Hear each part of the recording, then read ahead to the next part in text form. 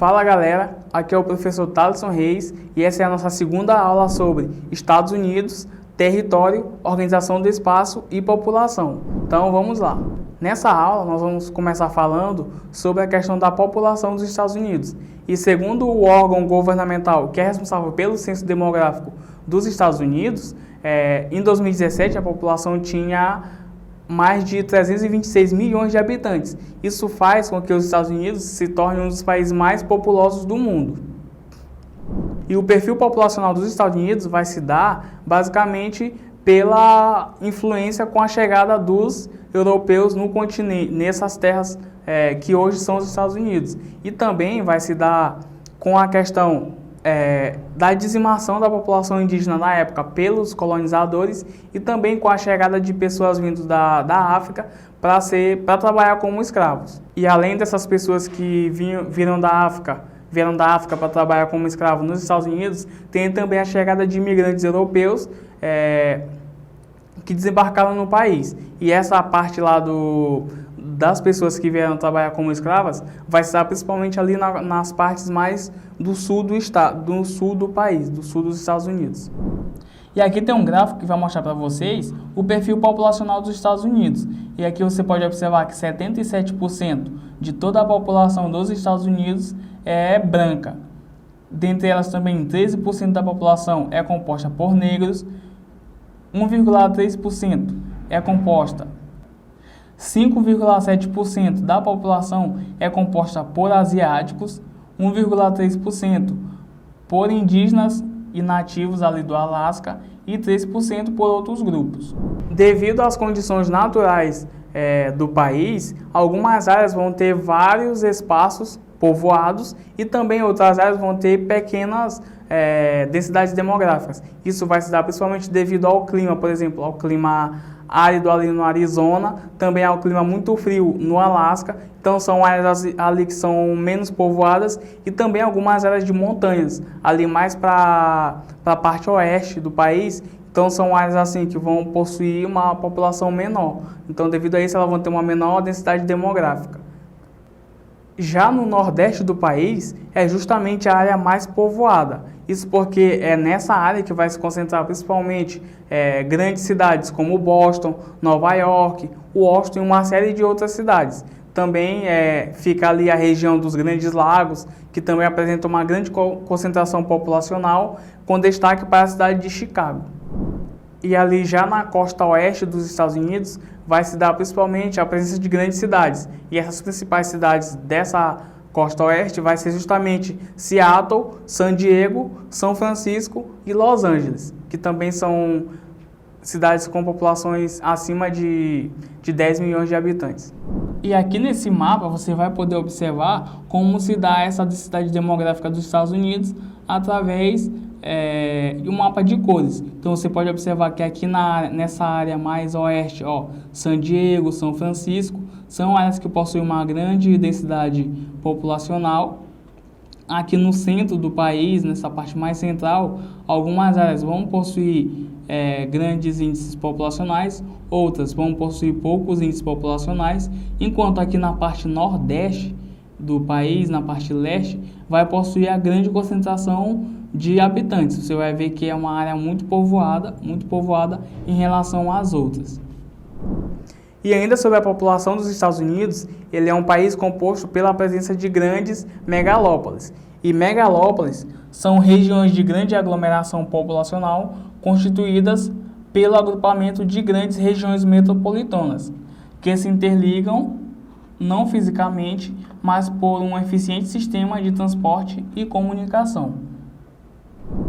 E a maior megalópole dos Estados Unidos, ela é conhecida como Boss Wash, que ela basicamente vai se estender desde a cidade de Boston até a cidade de Washington, e ela vai concentrar 17% de toda a população americana. A segunda maior megalópole dos Estados Unidos, ela é chamada de San Sam. Isso porque ela vai se situar ali no oeste e ela vai compreender desde a cidade de São Francisco até San Diego, na Califórnia. E nessas áreas vivem 9% de toda a população americana. E a terceira maior megalópole dos Estados Unidos, ela é conhecida como She Pitts, que ela vai abranger a área que situa ali desde Chicago até Pittsburgh. E ela fica próxima ali à região dos Grandes Lagos também, e ela acolhe cerca de 6% de toda a população americana. E os Estados Unidos também, ele tem um grande potencial de recursos energéticos. Isso porque, devido à sua formação geológica, o subsolo dos Estados Unidos ele é muito rico em variedades de recursos minerais também e energéticos, como o petróleo, o gás natural, ferro, alumínio e cobre. E um importante fator para o crescimento populacional dos Estados Unidos, para o crescimento econômico dos Estados Unidos, é justamente grandes bacias de carvão que existem ali próximas ao Monte Apalaches, que fica ali nessa região dos Grandes Lagos e que até hoje é uma das regiões mais populosas e mais desenvolvidas também dos Estados Unidos.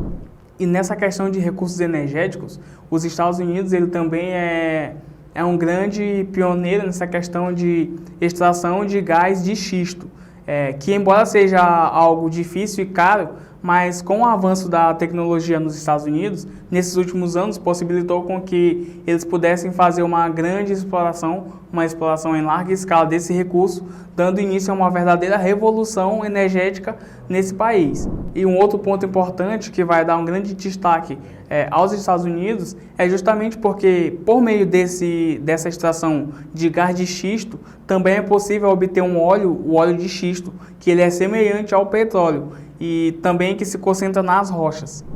E um outro detalhe importante sobre os Estados Unidos é que eles produzem 80% de toda a sua energia que consomem. Então, a principal fonte de energia dos Estados Unidos, o principal recurso energético deles, vai ser justamente os combustíveis fósseis, em especial o petróleo, que ele é principalmente extraído ali no estado do Texas. E ainda nessa questão de recursos energéticos, algo muito importante é que os Estados Unidos está em busca de uma autossuficiência energética, ou seja, principalmente através desses recursos naturais que eles possuem. Lá em 2015, os Estados Unidos se tornou o maior produtor de petróleo do mundo, ultrapassando grandes produtores mundiais como Rússia e também a Arábia Saudita.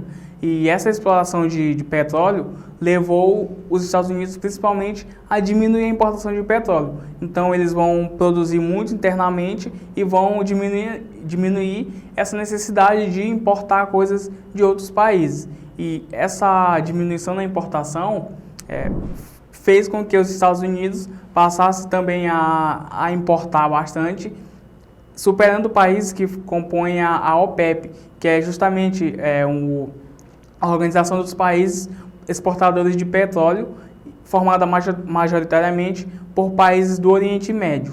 Coincidentemente, nesse mesmo ano de 2015, a China, que atualmente é o principal concorrente dos Estados Unidos em questões econômicas, passou a ser o maior importador de petróleo do mundo. Então, antes os Estados Unidos importava bastante, mas depois passou a exportar. Então, agora a China ela vai passar a importar mais que os Estados Unidos. E a China ela vai importar principalmente de países do Oriente Médio. Ela vai possuir uma grande necessidade do uso de petróleo, então ela vai importar principalmente de países do Oriente Médio e também alguns países da África. Então, devido a esse alto consumo de combustíveis fósseis, nessa questão ambiental, os Estados Unidos acabou se tornando um dos maiores poluidores do mundo, só fica atrás da China. Mas o país ele vem ser responsável por quase 13% de toda a emissão de CO2 no mundo. E, por exemplo, o Canadá, que é um país vizinho e também é classificado como um dos mais desenvolvidos, ele corresponde a somente 1,8% das emissões mundiais. Então, você pode observar essa grande diferença entre países nessa questão de emissão de CO2. E com tudo isso, os Estados Unidos ele vai ter uma importante presença mundial, ele vai ter uma importante presença nesse cenário mundial. Isso porque, como essa grande potência econômica e militar que ele vai marcar presença em diversas partes do mundo, por meio de empresas transnacionais, por meio também de bases militares e de sua frota marítima, estacionada ali em todos os oceanos. Então, ele vai ter o objetivo principalmente de defender os seus interesses econômicos e estratégicos e também de conservar essa sua área de influência. E devido a toda essa influência que os Estados Unidos têm, eles vão possuir grande poder de decisão em questões políticas a nível mundial, tanto em questões internacionais, em organizações internacionais, como a ONU, que é a Organização das Nações Unidas, e também a OTAN, que é a Organização do Tratado do Atlântico Norte, que é basicamente uma aliança militar entre diversos países. Então, muitas vezes os Estados Unidos, devido a esse seu poder de influência, ele toma algumas atitudes que são até contrárias às organizações que ele também é subordinado.